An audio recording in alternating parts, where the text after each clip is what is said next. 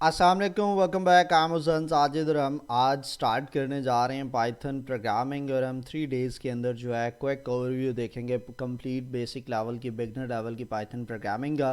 तो स्टार्ट करते हैं। आपको सबसे पहले कुछ बेसिक्स का पता होना चाहिए प्रोग्रामिंग में जाने से पहले, क्योंकि इस वीडियो के व्यूअर्स के अंदर बहुत सारे ऐसे भी कैंडिडेट्स होंगे जो फ़र्स्ट टाइम जो है इसको प्रोग्रामिंग को देख रहे हैं। सो मोस्टली डिफरेंट फील्ड्स के बच्चे हैं जो फर्स्ट टाइम आज प्रोग्रामिंग को स्टार्ट करेंगे। सो स्टार्ट करते हैं। आपको प्रोग्रामिंग लैंग्वेजेस जो हैं ये सॉफ्टवेयर डेवलप करने के लिए हम यूज़ करते हैं, जैसे बाकी लैंग्वेजेस होती हैं, उर्दू है, इंग्लिश है। वो क्या होता है कि आपने 2 लोगों ने, 4 लोगों ने, 10 लोगों ने एक दूसरे के साथ कम्युनिकेट करना होता है, अपना मैसेजेस एक दूसरे को डिलीवर करने होते हैं। उस पर्पज़ के लिए जो है हम प्रोग्रामिंग लैंग्वेजेस यूज़ करते हैं। उस डेली नॉर्मल लैंग्वेजेस जो होती हैं हमारी, हम for the source of communication हम उनको यूटिलाइज़ करते हैं। बिल्कुल उसी तरह से हमारे पास जो है वो प्रोग्रामिंग के अंदर भी लैंग्वेजेस होती हैं। वो क्या करती हैं कि जो कंप्यूटर होता है उसको ह्यूमंस की इनपुट देती हैं। कोई भी काम हमने कंप्यूटर से, मशीन से करवाना होता है, तो वो बेसिकली हमारे और कंप्यूटर के दरमियान में कम्युनिकेशन का पार्ट प्ले करती हैं। तो हम क्योंकि इसको क्विक ओवरव्यू में देख रहे हैं तो हम ज़्यादा डेप्थ के अंदर नहीं जाएंगे। तो इनिशली जो लैंग्वेजेस होती हैं ये 2 तरह से होती हैं। एक लोअर लेवल होती है, या लो लेवल लैंग्वेजेस होती हैं, और दूसरी जो होती हैं ये हाई लेवल लैंग्वेजेस होती हैं। लो लेवल लैंग्वेजेस कौन सी होती हैं? जो कंप्यूटर इजीली अंडरस्टैंड कर लेता है। और हाई लेवल लैंग्वेजेस कौन सी होती है? जो कंप्यूटर अंडरस्टैंड नहीं करता, इसके लिए आपको ट्रांसलेटर की ज़रूरत पड़ती है। और उसी के लिए जो है वो हम आज प्रोग्रामिंग जो आज हम इसमें डिस्कस करेंगे वो पाइथन है। पाइथन क्या है? एक हाई लेवल प्रोग्रामिंग लैंग्वेज है। तो कंप्यूटर को डायरेक्टली पाइथन समझ में नहीं आती, तो उसके लिए क्या करना पड़ेगा? एक मिडल मैन, एक ट्रांसलेटर की ज़रूरत होगी। और उसके थ्रू जो है वो हम अपनी जो भी काम कंप्यूटर से करवाना चाहते हैं वो हम उसको मैसेज पास करते हैं, और वो उसको ट्रांसलेट करके आपको उसका रिज़ल्ट जो है वो आपको हैंड ओवर कर देता है। तो उसके लिए हम क्या यूज़ करते हैं कि एक मिडल में सॉफ्टवेयर होता है जिसको आईडीई कहते हैं। इसका मतलब होता है इंटीग्रेटेड डेवलपमेंट एनवायरनमेंट। ये क्या करता है कि एक ऐसा सॉफ्टवेयर होता है जिसके अंदर आप अपना कोड जो है वो लिखते हैं, और वो सॉफ्टवेयर जो है वो उसी के अंदर ही वो ट्रांसलेटर मौजूद होता है, और वो जो है कन्वर्जन करके कंप्यूटर को आपका मैसेज डिलीवर करता है, और कंप्यूटर उसको अंडरस्टैंड करने के बाद आपको रिज़ल्ट देता है। तो वो उसको ट्रांसलेट करके अगेन आपको उस फॉर्मेट में रिज़ल्ट देता है जिसमें आप उसको अंडरस्टैंड कर सकें। ठीक है। और ये जो ट्रांसलेटर्स की हम बात कर रहे हैं, ट्रांसलेटर 3 तरह के होते हैं। लो लेवल के अंदर भी कैटेगरीज होती हैं, तो उसका भी एक ट्रांसलेटर होता है, बट हम चूँकि हाई लेवल लैंग्वेजेस की बात कर रहे हैं तो इसमें 2 तरह के ट्रांसलेटर्स होते हैं। एक को कंपाइलर कहते हैं और एक को इंटरप्रेटर कहते हैं। ठीक है। कंपाइलर और इंटरप्रेटर दोनों का काम क्या है कि ये ट्रांसलेशन करते हैं। कंपाइलर जो है ये पूरा का पूरा प्रोग्राम जितना आपने लिखा हुआ है, 10 लाइनों का, 15 लाइनों का, 20 लाइनों का, वो इकट्ठा पकड़ता है और बता देता है कि यार यहाँ पे एरर है, इस एरर को पहले एक दफ़ा रिमूव कर लो, और जब ये एरर फ्री कोड होगा तो मैं इसको चला दूंगा। इंटरप्रेटर क्या करता है? वो देखता है कि यार 11वीं लाइन पे एरर है, तो पहली 10 लाइनों में मसला नहीं है तो उसको चला देता हूँ, 11वीं लाइन पे जाके रुक जाऊँगा। तो उस वक्त जाके वो जहाँ एरर होता है वहाँ तक उससे प्रीवियस लाइन तक सारा कोड चल जाता है, और उस लाइन के ऊपर जाके वो रुक जाता है। तो ये इनमें दोनों में डिफरेंस है। काम दोनों का सेम है, बट वर्किंग का वे दोनों का डिफरेंट है। फिर इसमें गलतियाँ भी होती हैं, उनको हम बोलते हैं बग्स। ठीक है, एरर्स होते हैं। एरर को कंप्यूटर के टर्म में बग कहते हैं। Bug mean error. और एक टर्म होती है डी बग। ठीक है, इसका मतलब होता है रिमूविंग एरर्स। ठीक है, आपने वो जो गलती हुई है, जिस तरह आप अगर इंग्लिश की बात करें, आप सेंटेंसेस की बात करते हैं, तो उसमें ग्रामेटिकल जो मिस्टेक है उसको हम कहते हैं कंप्यूटर के टर्म में, प्रोग्रामिंग के टर्म में बग। और उसको आप जब ठीक कर लेते हैं तो आपने क्या कर दिया? उसको डीबग कर लिया, उसका एरर्स को आपने रिमूव कर दिया। फिर ये जो एरर्स होती हैं इनकी कुछ टाइप्स होती हैं। एक को बोलते हैं साइंटेक्स एरर, एक लॉजिकल एरर, ठीक है, रन टाइम एरर। क्या होते हैं? साइंटेक्स मीन्स रूल्स के अंदर कहीं में आप गड़बड़ कर जाते हो, रूल आप वायोलेट करते हो, इसको बोलते हैं साइंटेक्स एरर। ठीक है, आप कह सकते हैं कि वायोलेशन ऑफ रूल्स। और ये क्या होता है कि लॉजिक आपने गलत बनाया, ठीक है, साइंटेक्स ओके है, लॉजिक आपने जो है वो कह लेंगे रॉन्ग लॉजिक आपने यूज़ किया है, तो उसका एरर जो होता है उसको लॉजिकल एरर कहते हैं। और रन टाइम एरर क्या होता है, error you don't know at the beginning, ठीक है। मैं ज़रा सिंपल वर्ड्स में, मैं प्योर टेक्निकल टर्म्स में चीज़ों को नहीं बता रहा, मैं सिंपल वर्ड्स के अंदर उस चीज़ को एक्सप्लेन करूँगा। वो इसलिए कि कोई भी किसी भी डोमेन का बंदा, अगर एक बंदा जो स्कूल यूनिवर्सिटी लेवल पे गया भी नहीं है, तो वो भी इस टर्म्स को समझ सके, हम उस लैंग्वेज में बात करेंगे। तो ये वो एरर्स होते हैं रन टाइम जो बिल्कुल स्टार्ट में आपको नहीं पता होते, और ये मिडल में जाके कहीं पे and appears in the middle of running code, ठीक है। कोड चल रहा होता है, आपने कुछ काम करवाना है, उसके लिए आपने प्रोग्राम एक लिखा है और वो चल रहा है, और चलते चलते दरमियान में पता चला ये वाला एरर है। जिस तरह आप घर से अक्सर निकलते हैं तो आपको, आप ये अज्यूम करते हैं यार गाड़ी का पेट्रोल पूरा है तो मैं आ जाऊँगा, तो अचानक पता चलता है जी रास्ते में सडनली आपने एक्सपेक्ट नहीं किया था, बट वो अचानक पेट्रोल ख़त्म हो गया। ये रात को अक्सर होता है कि आपने बाइक में पेट्रोल इतना होता है, आपको पता होता है हाँ कल मैं ऑफिस चला भी जाऊँगा, आराम से वापस भी आ जाऊँगा, बट आपको बताए बगैर किसी ने उसमें से पेट्रोल निकाल लिया है, तो आप तो अपने माइंड में यही लेके चल रहे हो कि यार पेट्रोल मौजूद है, तो जब इसकी ज़रूरत मुझे इजीली जो है वो घर से ले भी जाएगा गाड़ी और वापस भी छोड़ देगी, और इतना पेट्रोल इनफ है मेरी गाड़ी के अंदर। बट सडनली आप रास्ते में होते हो तो पेट्रोल बंद ख़त्म हो जाता है, तो आप देखते हो तो आप कहते हो यार ये क्या हो गया। तो इस तरह का जो अनएक्सपेक्टेड एरर होता है वो रन टाइम एरर आप कह सकते हैं, कि पहले आप शुरू में बता नहीं सकते उसको, ठीक है। सो ये कुछ इस तरह की जनरल टर्म्स थी जो आपको पता होनी चाहिए। नेक्स्ट हम चलते हैं प्रोग्रामिंग के ऊपर। हम प्रोग्रामिंग लैंग्वेज जो यूज़ कर रहे हैं उसका नाम है पाइथन। तो सबसे पहले हमें पाइथन डाउनलोड करनी पड़ेगी। आप जाएंगे python.org वेबसाइट है, आपने उसको ओपन करना है, और गूगल में जाएं जो भी आप सॉफ्टवेयर यूज़ कर रहे हैं, और डायरेक्टली ये डाउनलोड आ रहा है, इसके ऊपर जाएंगे तो ये आ गया 3.11.2, इस पर क्लिक करेंगे तो आपकी जो प्रोग्रामिंग लैंग्वेज है वो डाउनलोड हो गई है, ठीक है। मेरे पास ऑलरेडी भी पाइथन इंस्टॉल्ड है, तो मैं इसको फिर भी आपको इंस्टॉलेशन इसकी बता देता हूँ। आप जैसे ये डाउनलोड हो जाती है, आपने इधर से इसके ऊपर क्लिक करना है, तो ये ऑटोमेटिकली जैसे ही डाउनलोड कंप्लीट होगी ये ओपन हो जाएगी। ये आ गया। आपने इसको इंस्टॉल करने से पहले ये लास्ट लाइन को चेक करना ज़रूरी है कि ऐड python.exe टू पाथ, ठीक है।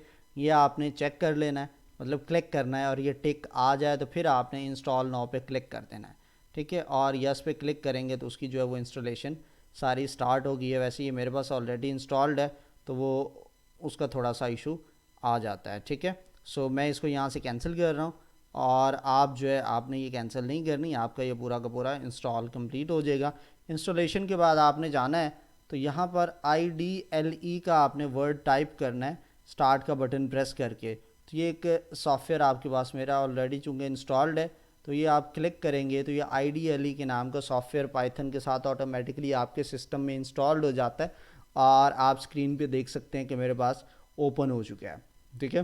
तो इसके अंदर हम जितने भी प्रोग्रामिंग वगैरह हम सीखेंगे आज, वो इसके अंदर हम जाएंगे। मैं जाता हूँ और अपने डेस्कटॉप के ऊपर एक फ़ोल्डर क्रिएट कर लेता हूँ यहाँ पे, और सारा काम जो है वो मैं इसके अंदर मैं लिखूँगा पाइथन प्रैक्टिस, और इधर आऊँगा और इसके अंदर मैं एक और फोल्डर बनाता हूँ day1। आज मैं day1 का जो भी टास्क करूँगा वो यहाँ पे इस फोल्डर के अंदर मैं सारा उसको देखूँगा, ठीक है। सो इसके अलावा आप हमारे फेसबुक पेजेस, इंस्टाग्राम पेजेस को लाजमी फ़ॉलो कीजिएगा। आप इंस्टाग्राम पे जाते हैं तो आप स्लैश और पाइथन करियर ट्रेनर्स जो है इस पेज को लाजमी फ़ॉलो करें। और इसके साथ साथ जो है, चूँकि आज का ये जो हम सेशन कर रहे हैं ये artificial intelligence community of Pakistan के कोलैबोरेशन के साथ हम कर रहे हैं, तो ऑब्वियसली आप उनके व्यूअर्स हैं, और इस वक्त जो ऑडियंस है वो भी मेजॉरिटी जो है वो AI कम्युनिटी ऑफ पाकिस्तान की तरफ से ही होगा। तो आपने उनका भी जो है AI कम्युनिटी पाकिस्तान इसका पेज भी लाजमी सब ने फॉलो कर लेना। ये इंस्टाग्राम पर आप ये देख सकते हैं, ये मेरा पेज है, इसको आपने लाजमी फॉलो करना है। और आप AI कम्युनिटी पाकिस्तान के पेज पे जाते हैं, इसको भी आप सब ने फॉलो करना है। सो इंस्टाग्राम और इस पे और इसके अलावा लिंक्डइन पर भी सेम है, ए कम्युनिटी पाकिस्तान के नाम से, और ये भी पाइथन करियर ट्रेनर्स के नाम से है। आपने उन सब पेजेस को लाजमी फॉलो करना है। सो हम चलते हैं अपने कोड के ऊपर यहाँ पे। तो कोई भी चीज़ आपने स्टार्ट करनी है तो उसके लिए आपको सबसे पहले एक चीज़ जो चाहिए होती है, उसको हम कहते हैं कि आप बर्तन, ठीक है, देसी ज़ुबान में बात कर रहा हूँ। आपने कोई भी काम करना होता है, आपने पानी पीना है तो आप गिलास लेते हैं, आपने चाय पीनी है आप कप लेते हैं, आपने खाना डालना है आप प्लेट लेते हैं, ठीक है। आपने बहुत सारा पानी डालना है तब आप जग लेंगे, पहले आप गिलास में ले रहे थे, ठीक है। आपने बहुत ज़्यादा चाय जो है वो कहीं लेके जानी है तो आप थर्मस का यूज़ करेंगे। आपने सालन बनाना है तो आप कोई पतीला वगैरह देखेंगे, कोई बड़ा इस तरह की कढ़ाई टाइप चीज़ देखेंगे जिसके अंदर आपने उसको पकाना है। तो हर चीज़ को कैरी करने के लिए रेलेवेंट बर्तन मौजूद होता है। इवन आप शॉपिंग करने जाते हैं तो वहाँ पर भी आप उनसे कहते हैं कि भाई कोई शॉपर कोई शॉपिंग बैग कोई दे दो, उसमें ये डाल के सारी चीज़ें मैं ये इनको कहाँ लेके ऐसे हाथ में लेके फिरता रहूँगा, किसी एक चीज़ में पैक कर दो ताकि उसको थ्रू मेरे लिए कैरी करना इजी हो जाए, तो मैं एक जगह से दूसरी जगह ले जा सकूँ इस चीज़ को, ठीक है।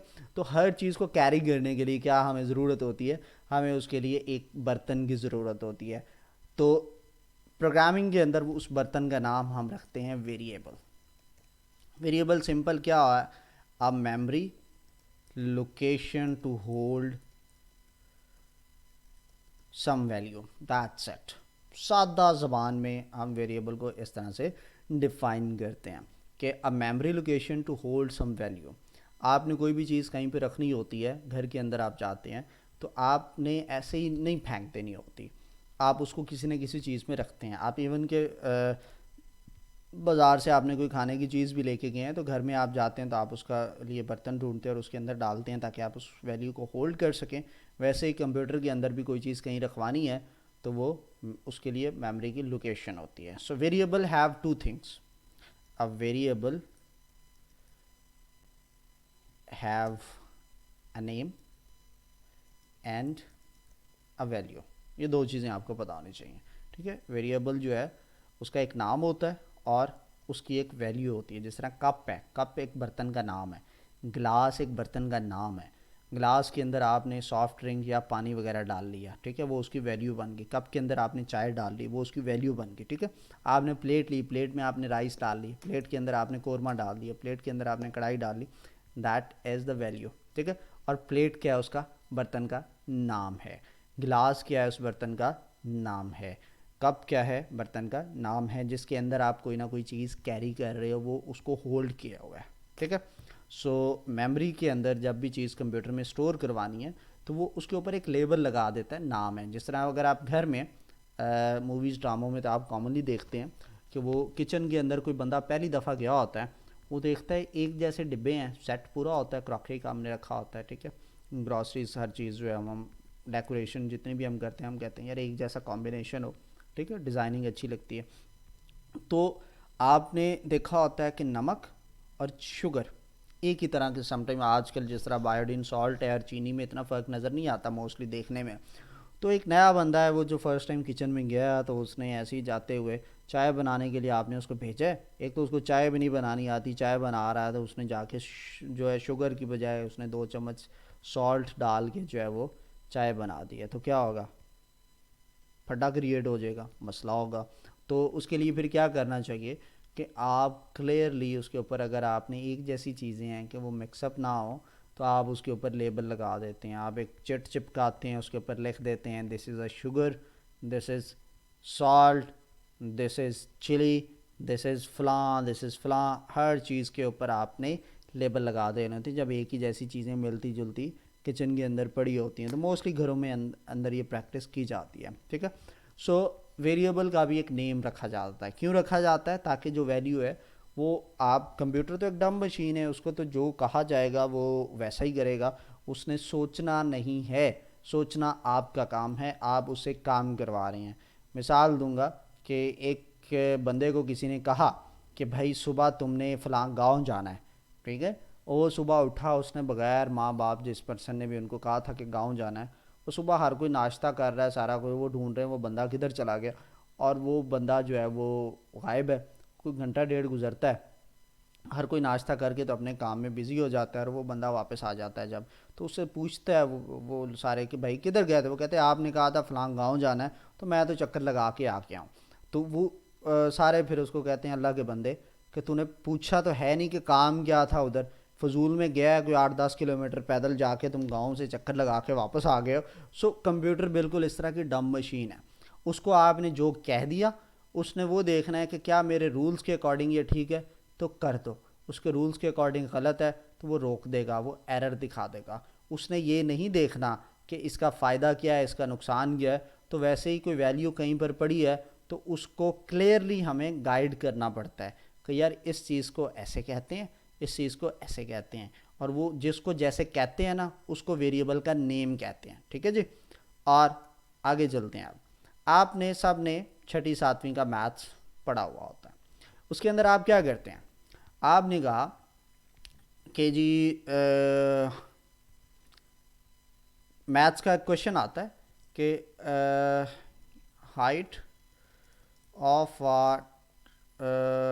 Rectangle is 23 and width of rectangle is 7, find its area। आप क्या करते हैं, आप कहते थे let x be the width, या हाइट की बजाय इसको हम करते हैं लेंथ। ठीक है, be the length and y be the width of rectangle. ये छठी सातवीं के मैथ्स की प्रॉब्लम मैं आपको बता रहा हूँ। आप क्या करते थे कि x इज़ इक्वल टू, आपने x को क्या कहा लेंथ है और ऊपर लेंथ की वैल्यू 23 है, y को आपने 7 कह दिया क्योंकि वो उसको आपने विड्थ कंसीडर कर दिया है यहाँ पे। ठीक है, ये हमने इस लाइन में बता दिया है कि ये लेंथ है और वो विड्थ है। इसके बाद आप कहते थे कि area is equal to x cross y. फिर अगेन मैथ्स में आप पेपर पे इसी तरह लिखते थे, आप लिखते थे 23 × 7 और एरिया इज़ इक्वल टू 7 3 ज़ा 21 एंड 14 16, आई गेस 161 है, मैं कंफर्म नहीं हूँ। और मैथ्स थोड़ा सा भूला हुआ है आजकल, इतना ज़्यादा स्ट्रॉन्ग नहीं है। कैलकुलेटर ने हमें थोड़ा सा लेज़ी कर दिया, तो हम वेरीफाई कर लेते हैं कि 23 इंटू 7, दिस इज़ 161। यार मैथ तो अच्छा है मेरा। अच्छा जी, सो कैलकुलेशन हमारे पास आ गई है। इस तरह से आप मैथ्स करते थे अपने उन क्लासेस के अंदर, छठी सातवीं आठवीं या 9th 10th के अंदर। प्रोग्रामिंग में सेम काम करते हैं, बस थोड़ा सा डिफरेंस आ जाता है। ये जो आपने एक्स वाई कहा, वो कहता है ये नेम जो है ये रेलेवेंट होना चाहिए। क्या होना चाहिए, रेलेवेंट। डिफरेंट लिखेंगे कन्फ्यूजन हो जाएगी। मैंने काम किया, मैंने काम अपने किसी दोस्त को भेजा तो वो उसको देखेगा तो उसको कन्फ्यूजन नहीं होनी चाहिए। उसके लिए फिर क्या है कि ये जो नेम्स हैं रेलेवेंट होने चाहिए। रेलेवेंट में क्या करूँगा, length is equal to 23, width is equal to 23। क्यों, क्योंकि जब आप मैथ्स करते थे तो आप ये स्टेटमेंट लिख सकते हैं, बट यहाँ पर हम वो नहीं लिखते। ठीक है, आप सिंपल उसको इस तरह से करते हैं और area is equal to x cross y करते हैं ना। अब ये जो हमने कैलकुलेशन किया ना, वो क्या करता है, वो इसको खुद ब खुद करके अपने पास स्टोर करके रख लेता है। हम मैथ्स में तो नीचे कैलकुलेशन करके लिखते थे, वो कहता है जी नहीं, आपने मुझे कैलकुलेशन की है, मैं कैलकुलेशन करके रख दूंगा, जब तक मुझे ये भी नहीं बताओगे कि इसको शो करवाओ, मैं शो नहीं करवाऊंगा। ठीक है, क्योंकि वो सोचता नहीं है, कंप्यूटर के पास सोच नहीं है। तो फिर हम क्या करते हैं, हमने चीज़ को डिस्प्ले करवाना होता है। ठीक है, डिस्प्ले करवाने के लिए हम लिखते हैं पाइथन के अंदर प्रिंट, इसको जो पास करेंगे ये वो चीज़ स्क्रीन पे डिस्प्ले करवा देगा। ठीक है, एक वेरिएबल जिस तरह भी मैंने बताया, मैंने लिया एज इज़ इक्वल टू 22, तो मैं लिखूँगा प्रिंट एज। अब वो मुझे स्क्रीन पे दिखा देगा 22। इससे पहले जो है मैं साथ इसके कुछ स्ट्रिंग लिखना चाहता हूँ, तो मैं लिखूँगा प्रिंट, और इधर डबल कोटेशन में मैं लिखूँगा एज इज़ इक्वल टू, और आगे ब्रैकेट लगा के एज का वेरिएबल लिखूँगा। उसने मुझे दिखा दिया एज इज़ इक्वल टू 22। अब यहाँ पे थोड़ा सा आपको कन्फ्यूजन होगी, डेफिनेटली होनी भी चाहिए। किस चीज़ की कन्फ्यूजन हो रही है कि मैंने एज इधर भी लिखा, मैंने एज इधर भी लिखा, इस एज को उसने एज इट इज़ दिखा दिया, इस एज की जगह पर उसने 22 दिखा दिया।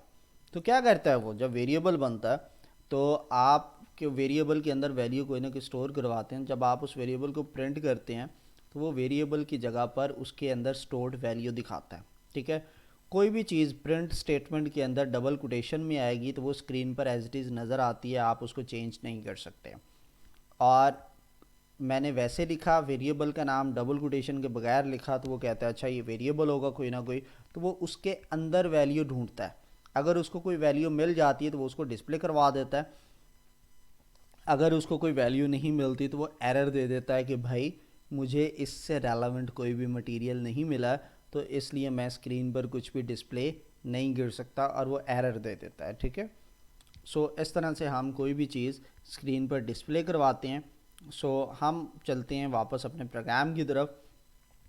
मैं लिखूँगा जी length is equal to 23, width is equal to 7, area is equal to length multiply by width. उसने कैलकुलेट करके खुद रख दिया, तो मैं प्रिंट की स्टेटमेंट लिखूँगा, स्मॉल ब्रैकेट, इधर लिखूँगा एरिया, फिर इसके बाद इक्वल, डबल कोटेशन क्लोज, इसको वो स्क्रीन पर एज इट इज़ दिखा देगा, कॉमा लगाऊंगा, फिर एरिया लिखूंगा, और वो इस वाले एरिया इस वेरिएबल की वैल्यू को पकड़ेगा, यहाँ के ला के पेस्ट कर देगा, और 161 मुझे स्क्रीन पर उसकी जगह पर डिस्प्ले हो गया। ठीक है, इस तरह से हम कोई भी वैल्यू स्क्रीन के ऊपर डिस्प्ले करवाते हैं पाइथन के अंदर।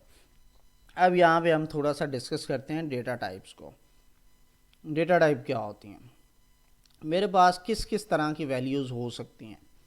मेरे पास ये वैल्यू हो सकती है, मेरे पास ये वैल्यू हो सकती है, मेरे पास ये हो सकती है, मेरे पास ये हो सकती है।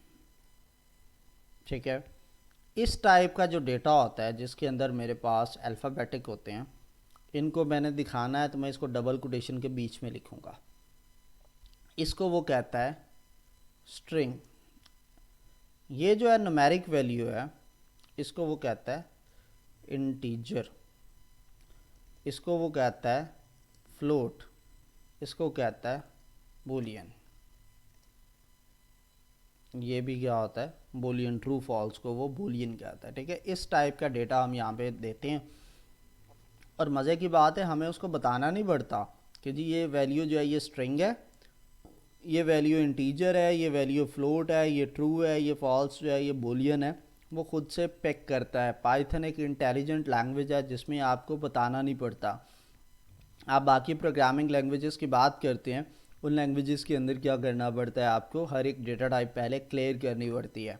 जिस तरह से आप जो है वो अक्सर प्लेसेस के ऊपर मेल फीमेल की सेगमेंटेशन सेपरेट देखते हैं, उन्होंने पहले ही उनको सेग्रीगेट किया होता है कि this is male side and this is female side, वो उनको अलग-अलग डील कर रहे होते हैं।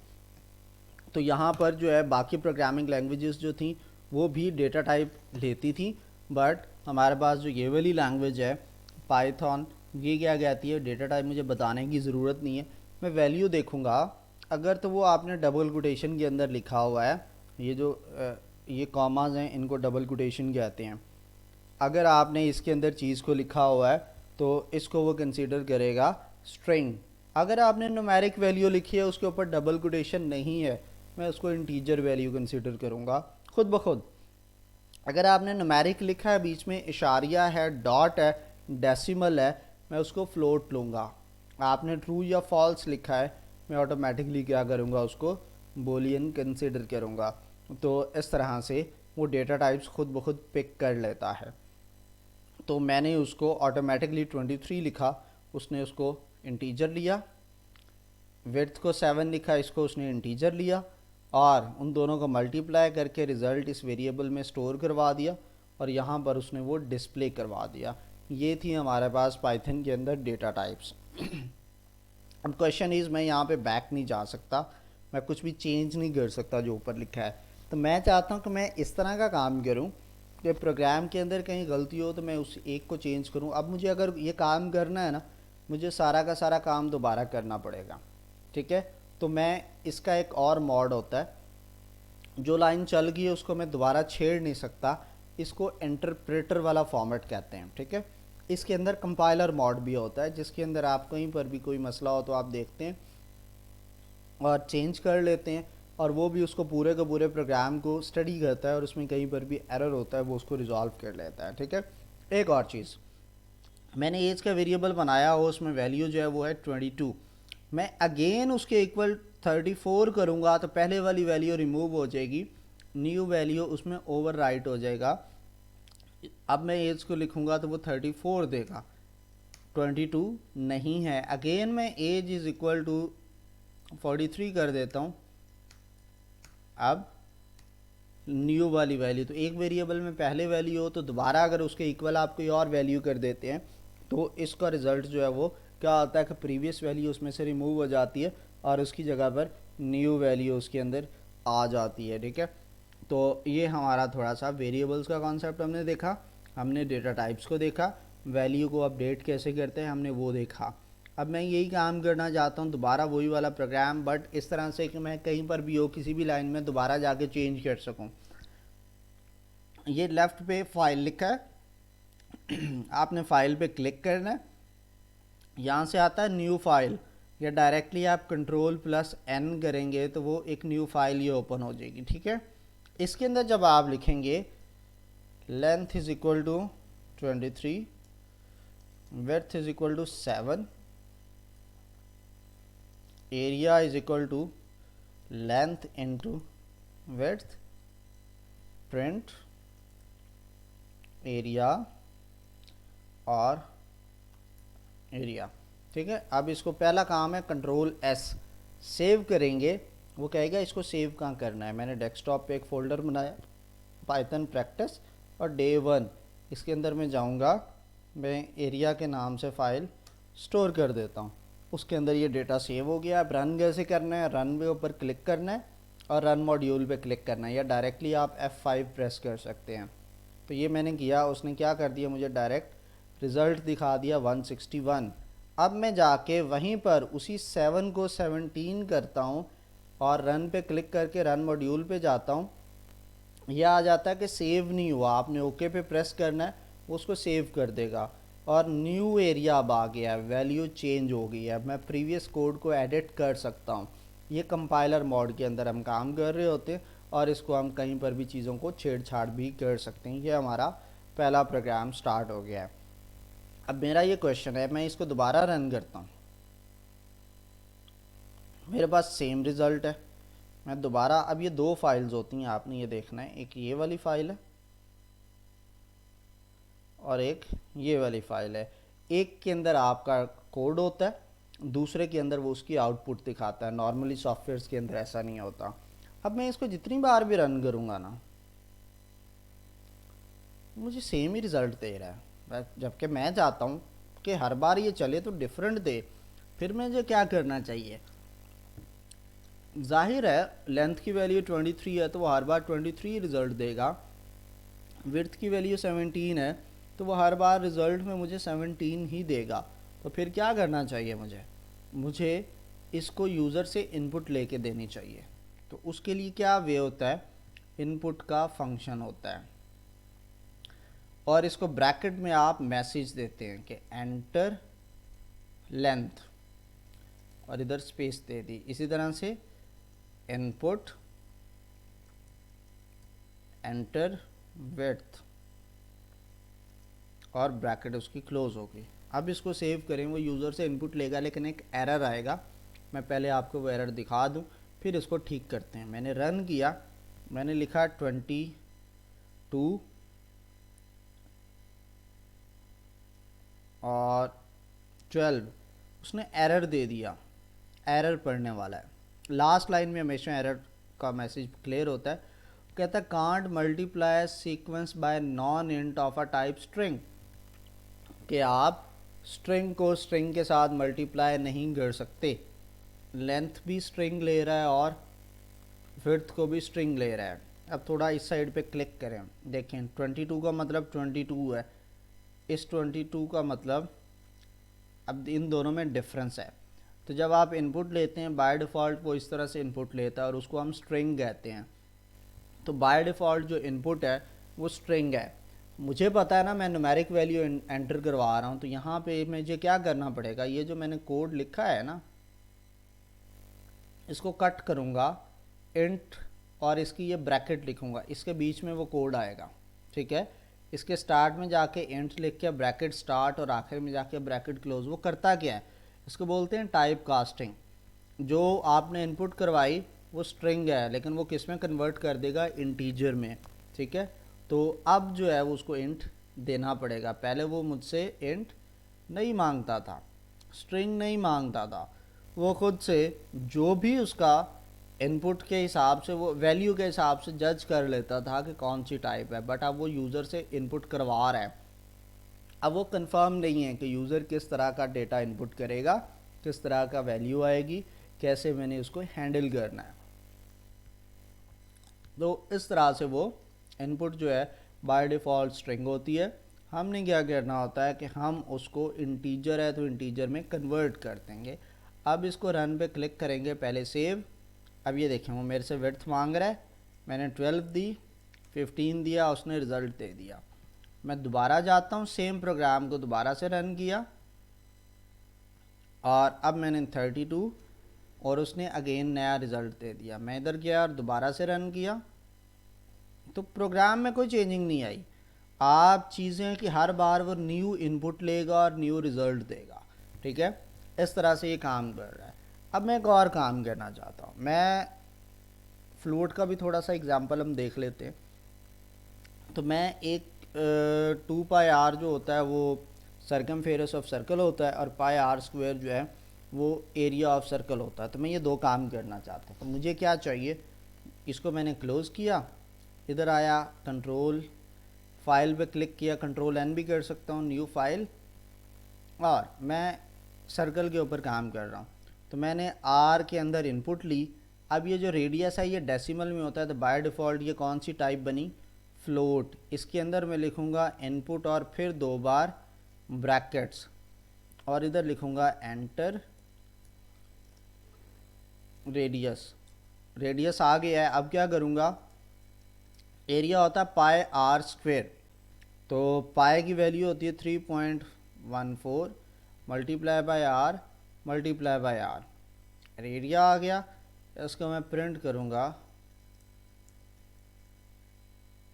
और इस तरह से सेव करेंगे। पहले ये मैंने जो है वो एरिया ऑफ सर्कल कर दिया और पहले आपने वो फोल्डर भी देख लेना है, पाइथन प्रैक्टिस डे 1, इधर जाके एरिया ऑफ सर्कल सेव कर दिया। अब ऊपर जाएंगे रन और run module.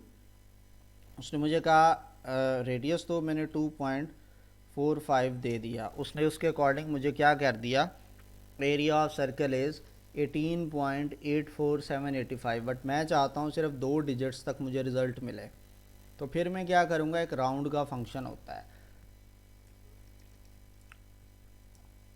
Area is equal to round, और इस ब्रैकेट के अंदर पहले वो वैल्यू देनी है जिसको राउंड ऑफ करना चाहते हैं, कॉमा कितने डेसिमल प्लेसेस तक, 2। वो करेगा क्या, हमेशा पहले राइट साइड चलती है। वो एरिया की वैल्यू जो इस लाइन से मेरे पास आएगी वो उसको पकड़ेगा और 2 इशारे के बाद 2 वैल्यूज़ तक वो उसको वो राउंड ऑफ करेगा। जो रिज़ल्ट आएगा वो अगेन उसी वेरिएबल में अपडेट करवा देगा। सेव करें कंट्रोल एस के साथ, F5, अगेन मैं सेम वैल्यू एंटर करूँगा 2.45। अब भी वही रिज़ल्ट आया, बट क्या है 2 डिजिट्स तक, 18.85। तो इस तरह से उसने राउंड ऑफ किया। तो ये था हमारा पहला लेक्चर। आपकी कोई भी क्यूरीज होती हैं, कोई भी आपने क्वेश्चन करना है, तो हर यूनिवर्सिटी का अपना एक सेपरेट ग्रुप बना हुआ है। मैं यूनिवर्सिटीज़ के नेम अभी स्क्रीन पे लिख देता हूँ। आप इस यूनिवर्सिटी के ग्रुप के अंदर आपकी कोई भी क्यूरी हो आप मेरे से पूछ सकते हैं। कोई भी आपको क्वेश्चन होता है तो आप इजीली अपने रेलेवेंट ग्रुप के अंदर पूछ सकते हैं। तो मैं आपको अभी जो है वो दे देता हूँ कि कौन कौन सी यूनिवर्सिटीज़ के ग्रुप्स बने हुए हैं। अगर आप किसी यूनिवर्सिटी के ग्रुप में नहीं है तो आपने फिर मुझे बता देना, तो उस वाले ग्रुप के अंदर आपको ऐड कर देंगे। हमारा जो पहला आता है कि हमारा जो एक ग्रुप बना हुआ है FC कॉलेज यूनिवर्सिटी का सेपरेट ग्रुप है। फास्ट यूनिवर्सिटी का सेपरेट ग्रुप है हमारा, LCWU का सेपरेट है, किनेड का ग्रुप सेपरेट है हमारे पास, लीड्स यूनिवर्सिटी का सेपरेट है, ये लाहौर लीड्स है, मिनहाज यूनिवर्सिटी का सेपरेट है, रिफ़ा यूनिवर्सिटी का सेपरेट ग्रुप है। इसके बाद हमारे पास UMT लाहौर का सेपरेट ग्रुप बना हुआ है और ITU लाहौर का सेपरेट है। ठीक है, ये मैं सारी यूनिवर्सिटीज़ के नेम एक दफ़ा अगेन बता देता हूँ, इन केस के आप उसमें नहीं है तो UCP लाहौर का ग्रुप सेपरेट है हमारा, GCU का सेपरेट है, UET लाहौर का अलग है, UET KSK का अलग है।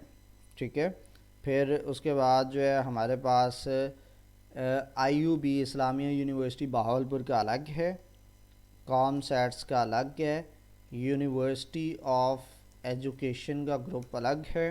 आप इनमें से जिस भी यूनिवर्सिटी के हैं तो आप कांटेक्ट कर सकते हैं, आपको रेलेवेंट ग्रुप में ऐड कर दिया जाएगा और उसमें आप क्यूरीज पूछ सकते हैं। यूनिवर्सिटी ऑफ लाहौर का अलग है, सुपीरियर का अलग है, इंटरनेशनल इस्लामिक यूनिवर्सिटी इस्लामाबाद का ग्रुप सेपरेट है, यूनिवर्सिटी ऑफ बलोचिस्तान का सेपरेट है, यूनिवर्सिटी ऑफ गुजरात का सेपरेट है, यूनिवर्सिटी ऑफ सरगोदा का सेपरेट है और यूनिवर्सिटी ऑफ सियालकोट का ग्रुप सेपरेट है। तो आप इनमें से जिस भी यूनिवर्सिटी के हैं आप कांटेक्ट करेंगे तो आपको इन यूनिवर्सिटीज़ के रेलेवेंट ग्रुप्स के अंदर मैं ऐड कर दूंगा और आप वहाँ पर अपने कोई भी क्वेश्चंस हैं, उसकी क्यूरीज़ हैं, वो आप पूछ सकते हैं। ठीक है, और मीनवाइल इंस्टाग्राम पर Python career trainers and artificial intelligence community Pakistan दोनों के पेजेस को फॉलो करना मत भूलिएगा। इंशाल्लाह डे 2 के अंदर, आज डे 1 है, थोड़ा सा सॉफ्टवेयर इंस्टॉलेशन में काफ़ी लोगों को प्रॉब्लम आएगा जो फर्स्ट टाइम कर रहे हैं, तो बाकी बेसिक चीज़ें भी थोड़ी सी हमने डिस्कस की।